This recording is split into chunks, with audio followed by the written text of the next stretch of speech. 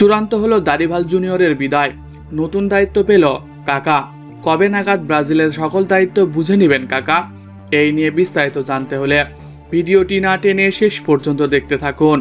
আর আপনি যদি আমাদের চ্যানেলে নতুন হয়ে থাকেন তাহলে এক্ষুনি সাবস্ক্রাইব করে রাখুন।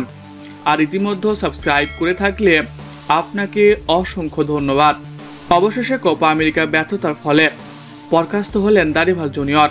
ব্রাজিলের গণমাধ্যমের দাবি অনুযায়ী ব্রাজিল দলে দারিভালের থাকার কথা 2025 সাল, তবে তার আগেই তাকে বিদায় করে দিতে চায় ব্রাজিলের ফুটবল ফেডারেশন। কারণ হিসেবে তার গেম প্ল্যানে ব্যর্থ।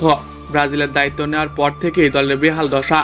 কথা দিয়েছিলেন ব্রাজিলকে কোপা আমেরিকার ফাইনালে নিয়ে যাবেন, সেখানেও তিনি ব্যর্থ। কোয়ার্টার ফাইনাল থেকেই ব্রাজিল বিদায় নেয়।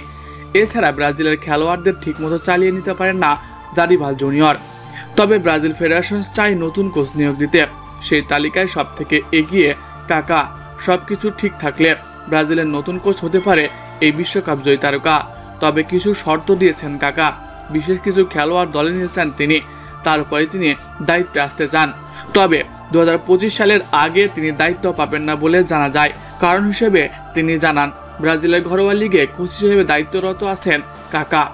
এর ফলে তিনি তাদের সঙ্গে 2025 সাল পর্যন্ত চুক্তিবদ্ধ আছেন। ইচ্ছা করলেই তাদের সঙ্গে সম্পর্ক ছিন্ন করতে পারবেন না কাকা। তাই 2025 সালে ব্রাজিলের কোচ হিসেবে দেখা যেতে পারে। অর্থাৎ 2026 ফিফা বিশ্বকাপে ব্রাজিলের কোচ হিসেবে দায়িত্বে থাকবেন সাবেক এই বিশ্ব চ্যাম্পিয়ন। প্রিয় দর্শক, ব্রাজিলের নতুন কোচ হবেন কাকা। এটা দেখে আপনার কেমন লাগছে কমেন্ট করে জানিয়ে দিন। এছাড়া ফুটবল দুনিয়ার সকল খবর সবার আগে জানতে হলে আমাদের চ্যানেলটি সাবস্ক্রাইব করতে ভুলবেন না। ধন্যবাদ সবাইকে।